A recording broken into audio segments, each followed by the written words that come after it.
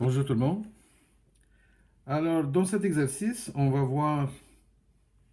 va calculer le temps de freinage d'une voiture qui roule avec une vitesse V. Alors, qu'est-ce qu'il dit? Il dit qu'une voiture est lancée à 90 km par heure, arrête sur une distance de 37,5 mètres.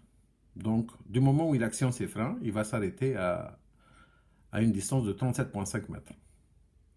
Il dit en supposant que le mouvement de freinage est rectiligne uniformément varié. Bon, uniformément varié, c'est-à-dire soit uniformément accéléré ou bien uniformément décéléré. Déterminer l'accélération et la durée du freinage. Même question pour une distance de 75 mètres et une vitesse de 130 km par heure. Donc là, on va déterminer l'accélération et le temps de freinage d'une façon générale, puis on va les appliquer avec les vitesses 90 km par heure et une distance de 37,5 mètres, ou bien 130 km par heure et une distance de freinage de 75 mètres.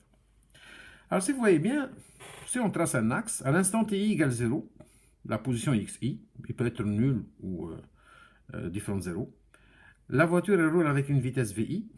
À l'instant tf, on veut que la voiture s'arrête, vf égale à 0. Bien sûr, le delta x, c'est toujours xf moins xi, égale une distance d.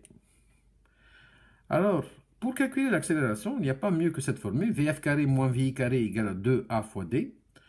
Donc, nous, déjà, on connaît la distance, on connaît la vitesse initiale, et on connaît la vitesse finale qui est nulle. Donc, on peut isoler l'accélération. Donc, a égale à vf carré moins vi carré sur 2d.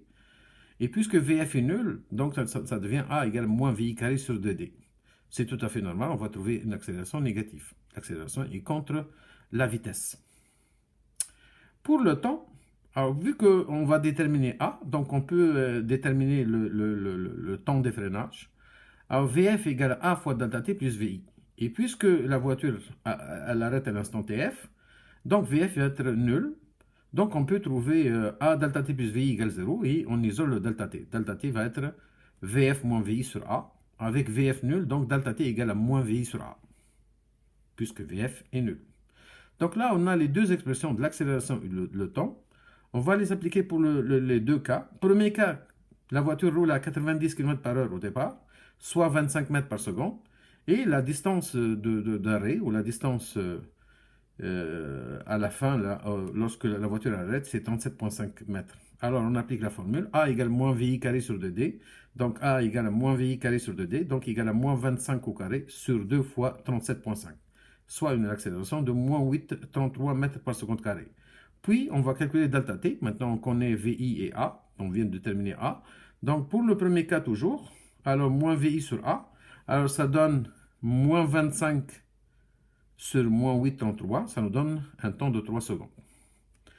Pour le deuxième cas, la voiture roule à 130 km par heure, soit 36,11 mètres par seconde.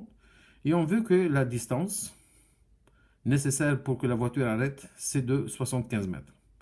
Alors A, c'est toujours égal à moins VI carré sur 2D. Donc on va appliquer ces moins 36,11 au carré sur 2 fois l'accélération. 2 fois la distance plutôt, c'est 75. Ça nous donne une accélération de moins 8,69 mètres par seconde carré.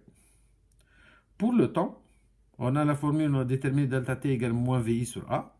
Donc ça va être moins 36,11 sur l'accélération qu'on vient de trouver. Ça nous donne un temps de 4,15 secondes. Donc, pour une voiture qui roule à 90 km par heure et qui veut s'arrêter au bout de 37,5 mètres, ça lui faut 3 secondes pour s'arrêter. Alors qu'une voiture qui roule à 130 km par heure qui veut s'arrêter au bout de 75 mètres, ça lui faut 4,15 secondes. Voilà pour cet exercice. Merci beaucoup et à bientôt.